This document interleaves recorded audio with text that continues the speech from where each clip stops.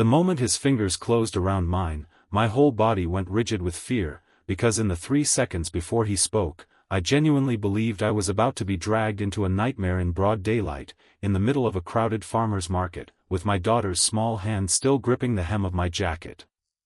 Then he leaned in, close enough that I could smell coffee and rain on his coat, and whispered 4 words that would quietly rearrange the rest of my life: just play along. He's watching. Before I tell you what happened next, I want to pause for just a moment, because stories like this one only mean something when they're shared. If you believe in kindness, in forgiveness, in second chances, in the idea that a total stranger can show up at exactly the right moment and change everything, then please take a second right now to like this video, drop a comment below, share it with someone who might need a little hope today, and subscribe to our channel so you never miss the next story. Our community has grown because people like you keep showing up for each other, and that matters more than you know. Now, let me take you back to that Saturday morning, because you need to understand everything that came before that stranger ever touched my hand. My name is Vivian Hargrove, and 8 months before that morning at the farmer's market, my life looked nothing like the one I was living. I had been married for 6 years to a man named Roland Pierce, a man who could charm an entire room in under a minute and who, behind closed doors, had slowly taught me to shrink myself smaller and smaller until I barely recognized the woman staring back at me in the mirror. It didn't happen all at once. Nothing like that ever does. It started with small comments about my cooking, my clothes, the way I laughed too loudly at dinner parties, and it grew, quietly, into something that controlled where I went, who I spoke to, and eventually, how I felt about my own worth. By the time I found the courage to leave, I had a 4-year-old daughter named Poppy, $73 in a hidden savings account, and a fear so deep in my bones that I checked the locks on our apartment door 3 times every night before I could fall asleep. The divorce had been finalized only 2 months earlier, but the custody arrangement was still being fought over in family court, and Roland had made it his personal mission to make my life as difficult as possible in the meantime. He would show up unannounced outside Poppy's preschool. He would park across the street from my apartment building for hours, doing nothing but sitting there, letting me see him, letting me know he was watching. His lawyer called it concerned parental presence. I called it something else entirely, though I never said the word out loud to anyone but my closest friend, because saying it made it real, and making it real meant admitting how frightened I actually was. That Saturday morning, I had taken Poppy to the farmer's market because it was one of the only places in town that still felt untouched by all of it, a place where we could walk between stalls of ripe peaches and fresh bread and pretend, just for an hour, that we were an ordinary mother and daughter enjoying an ordinary weekend.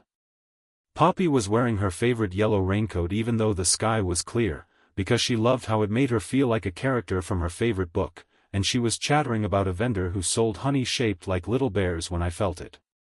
That prickling sensation on the back of my neck that I had learned, over years of marriage, to trust without question. I turned my head slightly and saw him. Roland, standing near the flower stall at the edge of the market, not buying anything, not talking to anyone, just watching me with an expression I had come to recognize as the calm before a storm. My hands went cold. My mind raced through every possible outcome, most of them bad. Would he approach me in front of Poppy? Would he cause a scene? Would he simply follow us home again, the way he had done twice before, staying 2 car lengths back the entire time, close enough that I could see his silhouette in my rearview mirror? I remember gripping Poppy's hand a little too tightly, remember scanning for the fastest route back to my car, remember feeling that familiar tightening in my chest that had become so common it almost felt like an old, unwelcome friend.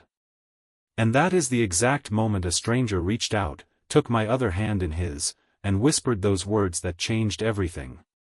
I turned to look at him, startled, ready to pull away, and found myself looking into the face of a man I had never seen before in my life. He was tall, with dark blonde hair that curled slightly at the edges from the morning humidity, and kind eyes that held none of the danger my instincts had first flagged. There was something steady in the way he held himself, something that made the panic in my chest ease just slightly, even before I understood what was happening. He didn't wait for me to respond. He simply smiled warmly, the kind of smile you'd give someone you loved, and said, loud enough for anyone nearby to hear, that he couldn't believe how big Poppy had gotten since the last time he'd seen her. My daughter, bless her innocent heart, looked utterly confused for half a second before deciding, in the way that young children often do, that adults were strange and this was simply another strange adult thing happening. The stranger crouched down to her level and asked her, with genuine warmth, whether she still loved Honey as much as she used to, and Poppy, delighted that a stranger somehow knew this fact about her, launched into an enthusiastic explanation of the honey bear jars 3 stalls down. While she talked, he glanced up at me, just briefly, and I understood.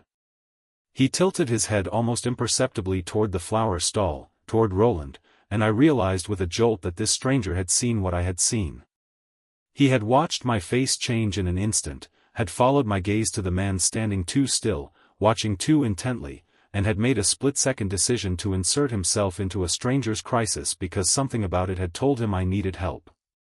I don't know how long we stood there, this odd little tableau of a pretend family reunion, but I know that within a few minutes, when I dared to glance toward the flower stall again, Roland was gone. The relief that washed over me was so overwhelming that my knees actually went weak, and the stranger, sensing it, gently guided me to a bench near the edge of the market, keeping up a light, easy conversation with Poppy the entire time so she wouldn't notice her mother's trembling hands. Once we were seated and Poppy had wandered a few feet away to watch a street musician playing violin, the stranger turned to me, his expression shifting from playful to serious, and introduced himself properly.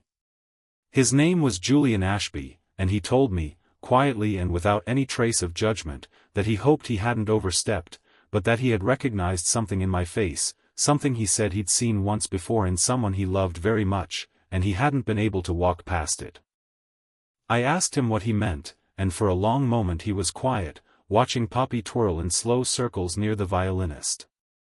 Then he told me about his younger sister, Grace, who had been in a relationship years earlier with a man who controlled every part of her life the way water slowly shapes stone, so gradually that by the time anyone noticed, the damage was already done.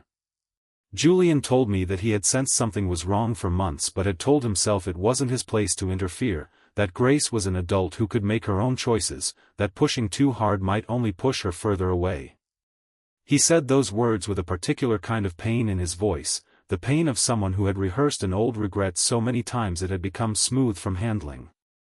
He didn't tell me everything that day, not the full weight of what happened to Grace, but he told me enough for me to understand that whatever had happened, it had changed him permanently, had turned him into someone who paid closer attention, who trusted his instincts even when it meant approaching a stranger and risking looking foolish, because the alternative, staying silent and walking away, was a mistake he had already made once and refused to make again.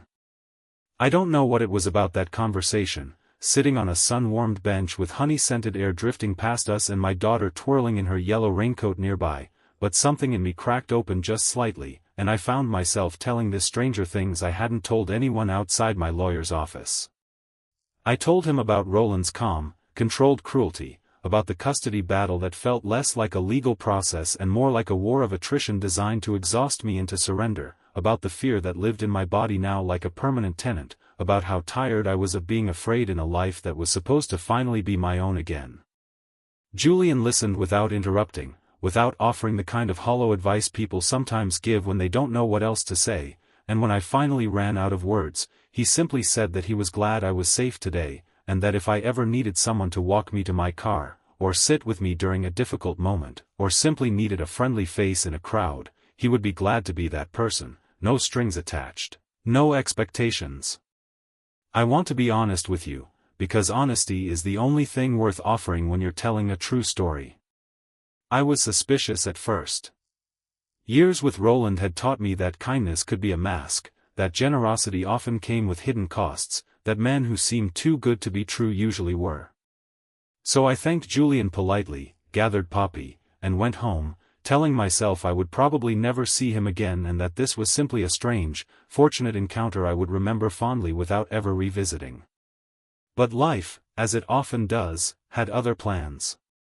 3 days later, I was leaving the small marketing firm where I worked part-time, juggling a stack of files and my car keys and my phone all at once, when I dropped everything trying to open my car door, and a familiar voice asked if I needed a hand. I looked up to find Julian standing there, not stalking me, not showing up uninvited in some unsettling way, but simply walking home from the physical therapy clinic 2 buildings down, where he apparently worked as a therapist helping people recover from injuries and surgeries. The coincidence felt almost too neat, but life is full of small, strange overlaps if you're paying attention, and Julian, it turned out, had been working in that clinic for 3 years, meaning our paths had probably crossed dozens of times before without either of us noticing.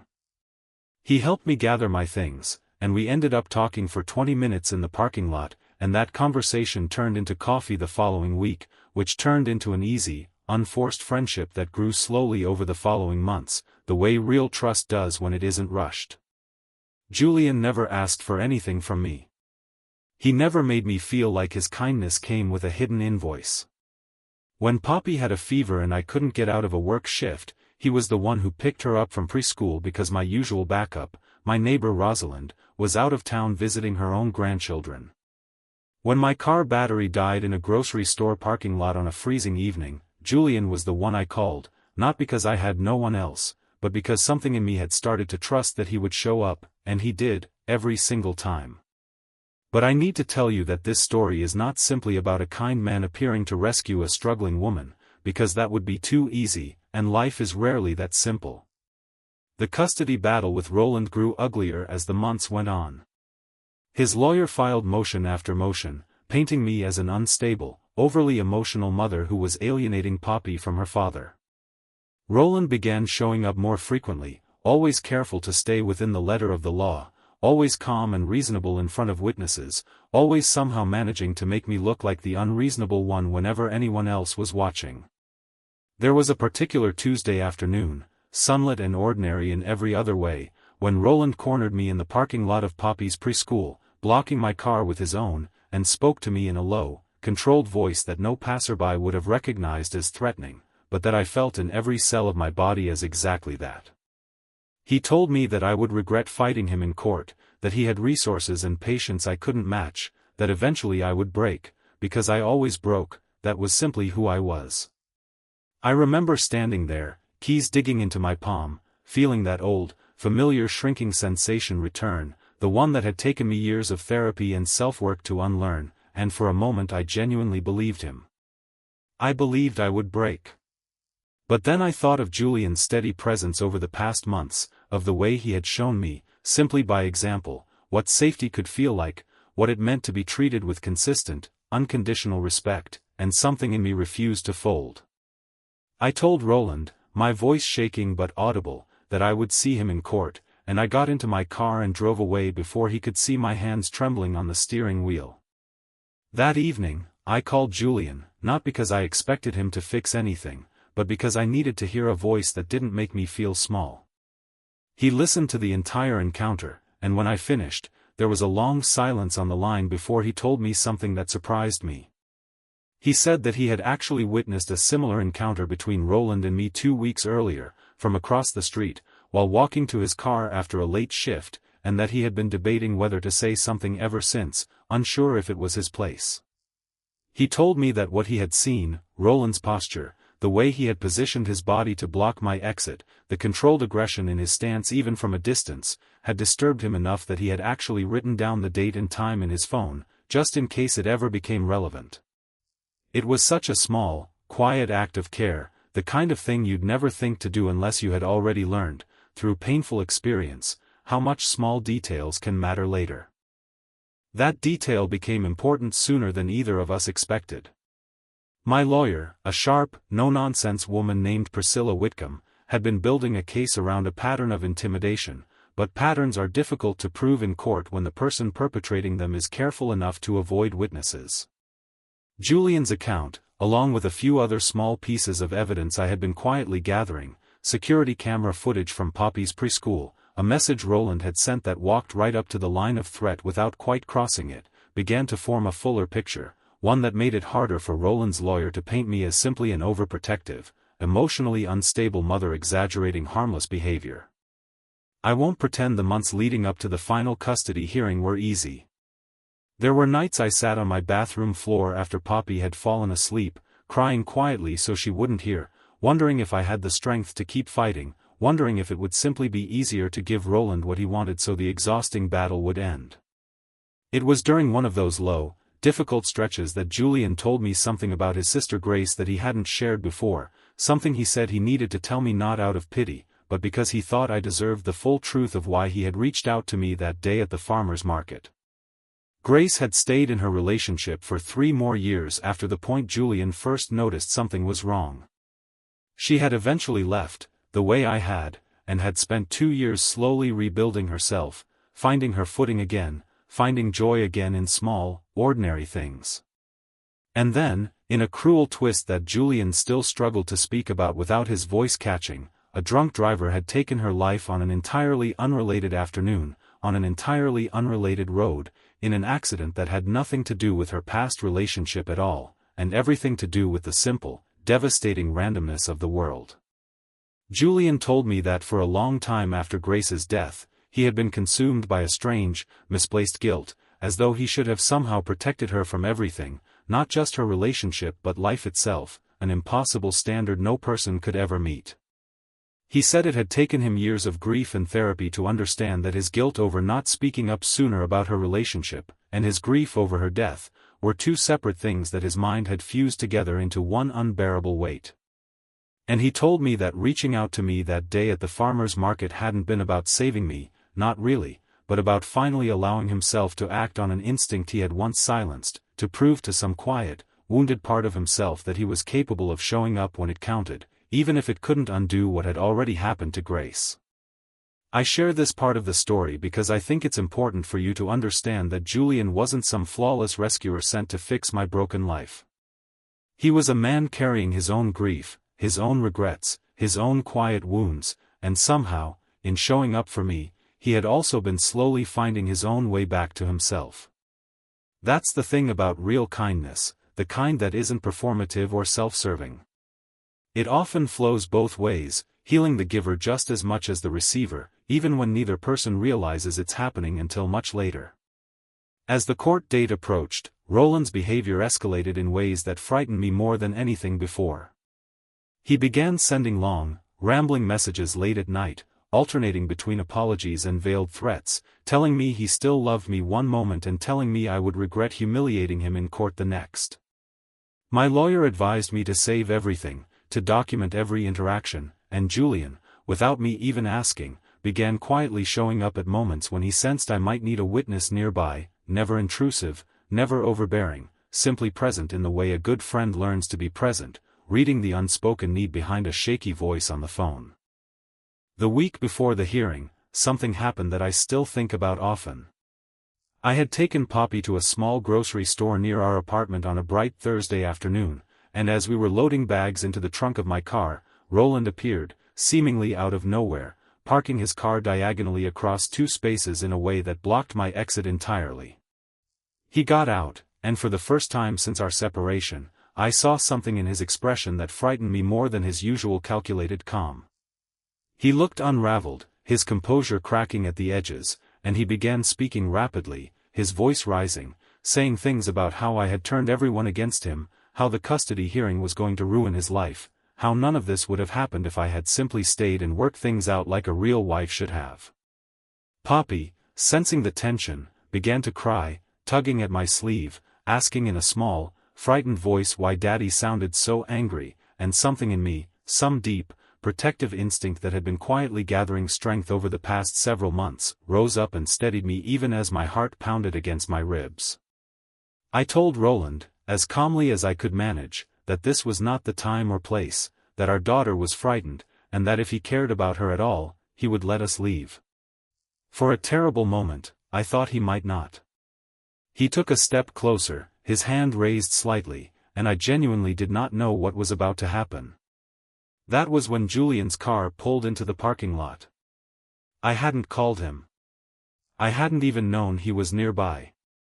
It turned out, as he explained later, that he had simply been running an errand at the same store, an ordinary coincidence with extraordinary timing, and had recognized my car the moment he turned into the lot.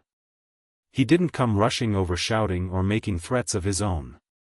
He simply parked, got out, and walked toward us with the unhurried, grounded energy of someone who had learned, through hard experience, that calm presence often diffuses situations that aggression only inflames. He greeted Roland politely, almost disarmingly so, introduced himself as a friend of mine, and asked, in an easy, conversational tone, whether everything was all right, whether he could help carry anything to the car. The shift in Roland was immediate and telling. In the presence of a witness, someone calm and unthreatening but unmistakably present, his entire posture changed. The anger drained from his face, replaced by the same controlled, reasonable mask he wore in front of lawyers and judges. He muttered something about needing to leave, got back in his car, and drove away, and it wasn't until he was gone that I realized I had been holding my breath the entire time. I sat down right there on the parking lot curb, pulling Poppy into my lap, and Julian sat beside us in silence, not saying anything profound, not offering platitudes, simply staying, letting his presence be the reassurance that words couldn't provide in that moment. That incident, as frightening as it was, became a turning point in the custody case, because for the first time, there was an independent witness, someone with no personal stake in the outcome beyond genuine concern, who could speak to a pattern of intimidating behavior that Roland's lawyer could not easily dismiss or reframe. When the hearing finally arrived, I walked into that courtroom with a kind of steadiness I hadn't felt in years, not because I was no longer afraid, but because I had finally surrounded myself with people who reminded me, through consistent action rather than empty words, that I deserved to be believed. The hearing itself lasted the better part of 2 days, and I won't recount every painful detail, because some of it still sits heavy in my chest even now. Roland's lawyer tried every tactic imaginable, questioning my mental stability, my parenting choices, even my friendship with Julian, suggesting it proved I had been unfaithful during the marriage, a claim that was entirely untrue and easily disproven by timeline alone. Julian testified calmly and honestly about what he had witnessed, never exaggerating, never editorializing, simply describing what he had seen with the steady clarity of someone who had learned the importance of precise, honest testimony the hard way. Priscilla presented the pattern we had documented over months, the messages, the parking lot confrontations, the preschool incidents, weaving them together into a picture that was impossible to dismiss as coincidence or exaggeration. When the judge finally delivered her ruling, granting me primary custody with strictly supervised, limited visitation for Roland pending his completion of a court-mandated behavioral program, I felt something inside me that I can only describe as a held breath finally released after years of holding it. It wasn't a fairy tale ending. Roland did not suddenly transform into a changed man overnight. There would be more difficult conversations ahead, more careful navigation of custody logistics, more moments of vigilance I would need to maintain for years to come. But for the first time since I had left him, I felt something that resembled real, tangible safety, not just the absence of danger in a given moment, but a legal and practical structure that protected my daughter and me going forward. I want to pause here, because I think this is the part of the story where the lesson lives most clearly, and I'd genuinely love to hear your thoughts on it. If you've ever experienced a moment where a stranger's small act of kindness changed the entire trajectory of a difficult chapter in your life, or if you've ever been the person who chose to step in rather than look away, I would be so grateful if you shared that in the comments below. These stories matter more when we tell them to each other, when we remind each other that courage often looks like a small, quiet decision made by an ordinary person on an ordinary day. In the months that followed the hearing, life slowly began to rebuild itself into something calmer, something that finally felt like mine. Poppy started at a new preschool closer to our apartment, one with a sunny courtyard full of chalk drawings and a teacher who called her Little Sunshine within the first week. I picked up more hours at the marketing firm, eventually earning a small promotion that came with a modest raise, enough to finally breathe a little easier at the end of each month. Rosalind, my neighbor, became something closer to family, the kind of person who kept a spare key to my apartment and showed up with soup whenever either Poppy or I caught a cold. And Julian remained a constant, steady presence, though our relationship had shifted slowly over those months into something neither of us rushed to name, something that felt less like the dramatic sweep of a fairy tale romance and more like the quiet, patient warmth of two people who had found in each other a kind of safety they hadn't known they were looking for. I remember the first time Poppy asked, with the blunt honesty only a 5-year-old can manage, whether Julian was going to be her new daddy. I felt a flash of panic, unsure how to answer a question that even I didn't have a clear answer to, but Julian, sitting beside us at the small kitchen table over pancakes one lazy Sunday morning, simply smiled and told her that he was proud to be her friend, and that whatever happened in the future, he would always want to be someone she could count on. It wasn't a grand declaration, but it was honest, and it was enough, and I found myself grateful, not for the first time, that this particular stranger had chosen honesty and patience over grand gestures. There is a particular afternoon I think about often when I reflect on how far we'd come, nearly a year after that day at the farmer's market. It was another sunny Saturday, and Julian had suggested we go back to the same market, partly out of a kind of quiet sentimentality neither of us spoke aloud, and partly because Poppy had been begging for those honey bear jars again. We walked through the familiar stalls, past the flower vendor where Roland had once stood watching me with such unsettling stillness, and this time, there was no prickling on the back of my neck, no cold rush of fear, only the ordinary, pleasant business of choosing ripe peaches and admiring handmade jewelry and listening to the same street violinist play a cheerful tune that made Poppy twirl in delighted circles, older now, taller, her yellow raincoat replaced by a sundress covered in tiny painted sunflowers. We ran into Rosalind there, by pure coincidence, along with 2 other women I had met through a support group I had started attending, a small circle of people who had each walked through their own versions of what I had survived, and who had slowly become something I can only describe as a chosen family, a community built not out of obligation but out of shared understanding and mutual care. We ended up spreading a blanket on the grass near the market, sharing the peaches and bread we'd bought, and I remember sitting there in the warm afternoon light, watching Poppy chase a butterfly with 2 other children from the group, listening to easy laughter drift across the blanket, and feeling something settle in my chest that I hadn't felt in longer than I could remember. Not just safety, though that was part of it, but belonging, the sense of being surrounded by people who had chosen, again and again, in small ordinary ways, to show up for one another. I think often about what would have happened if Julian had talked himself out of reaching for my hand that day, the way he had once talked himself out of speaking up for Grace. It would have been so easy for him to look away, to tell himself it wasn't his business, to let the discomfort of a stranger's crisis pass by unaddressed the way most of us do, most days, without ever knowing what we might have prevented or changed.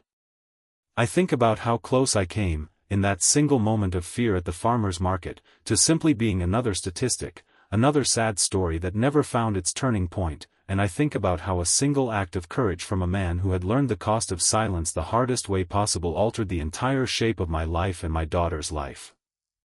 I also think, with a kind of tender gratitude I can't fully put into words, about Grace, a woman I never met but whose memory shaped my rescue in ways she never could have known. There's something profoundly moving about the idea that grief, when it isn't allowed to calcify into permanent numbness, can transform into a kind of active love that reaches forward into the lives of strangers, that Julian's pain over not protecting his sister became, eventually, the very thing that gave him the courage to protect someone else's daughter, someone else's chance at safety. I don't believe Grace's death happened so that I could be saved, that would be too simple and too cruel a way to make sense of tragedy, but I do believe that love, once it exists in the world, doesn't simply disappear when the person carrying it is gone. It finds new paths. It moves through the people left behind, shaping their choices in ways both large and small, until eventually it reaches someone who needed exactly that kind of love on exactly the right afternoon. Roland, for what it's worth, did eventually complete his court-mandated program, and our co-parenting relationship, while still occasionally strained, settled into something workable, something that prioritized Poppy's well-being over old wounds. I won't pretend I've fully forgiven him in some clean, complete way that resolves every complicated feeling I still carry. Forgiveness is rarely that tidy in real life, but I have forgiven myself, finally, for staying as long as I did, for believing for years that I deserved smaller happiness than I actually deserved, for thinking that leaving meant failure rather than survival. That forgiveness, extended toward myself rather than him, turned out to be the peace I needed most, the peace that let me finally exhale after years of holding my breath. Before I close this story, I want to ask you something, because I think it matters more than almost anything else I could say. If this story touched something in you, if it reminded you of your own moment of quiet courage, or a stranger's kindness that changed your path, or a grief that eventually transformed into something that helped someone else, I would love for you to leave a comment sharing that with our community. Tell us about a time someone showed up for you when you least expected it, or a time you showed up for someone else even though it would have been easier to look away. These stories, when we share them with each other, become a kind of light that helps other people find their own way through difficult chapters, and I truly believe that's worth more than we often realize. These days, Poppy is thriving in a way that fills me with a gratitude I sometimes struggle to fully express. She still talks about the honey bear jars, still twirls whenever she hears violin music, still occasionally asks Julian questions with the fearless directness only children possess, and he still answers her with the same patient honesty he's always offered, both of us learning, slowly, what it means to build something steady and real without rushing toward labels neither of us needs. I've learned to trust my instincts again, to recognize the difference between genuine safety and the mere absence of immediate danger, and I've learned that healing rarely arrives in one dramatic moment, but rather accumulates quietly, day by day, through small acts of consistency and care, until one morning you wake up and realize the fear that once lived permanently in your chest has finally, quietly, moved out. If this story touched your heart, please like this video, leave a meaningful comment, share it with someone who needs hope today, and subscribe to our channel so you never miss another emotional journey. Our channel exists because of stories exactly like this one, ordinary people finding extraordinary courage in the most unexpected moments, and every single person who watches, comments, and shares helps these stories reach someone who might desperately need to hear them today. I think about that farmer's market often, about the particular quality of light that morning, golden and unremarkable, about the honey-scented air and the sound of a violin drifting between fruit stalls, about how close I came to walking past my own rescue without ever knowing it was standing right beside me. I think about how a stranger's whispered words, "Just play along, he's watching," became not just a moment of protection, but the first sentence in an entirely new chapter of my life, one built on patience and honesty and the quiet, accumulating proof that not everyone who reaches for your hand intends to hurt you. Sometimes, if you're fortunate enough, a stranger reaches for your hand simply because they've learned, through their own hard-won grief, exactly how much a single act of courage can matter, and they've decided, in that instant, that this time, they will not look away. Our family, the one Poppy and I have built out of Rosalind's soup and Julian's steady presence and the quiet circle of women who understand exactly what it costs to walk away from fear and towards something better, gathers most Saturdays now at that same farmer's market, spreading the same blanket on the same patch of grass, watching new butterflies drift over old wounds that have finally, slowly, begun to heal. And every time I watch Poppy twirl in the sunlight, unafraid, unguarded, simply happy in the way every child deserves to be, I remember that none of this would exist without one stranger's decision to trust an instinct he could have easily ignored. That is the kind of second chance I believe in, the kind this whole story has been about all along, and I hope, more than anything, that if you ever find yourself standing at the edge of someone else's quiet crisis, you'll remember this story, and you'll choose, the way Julian chose, to reach out anyway.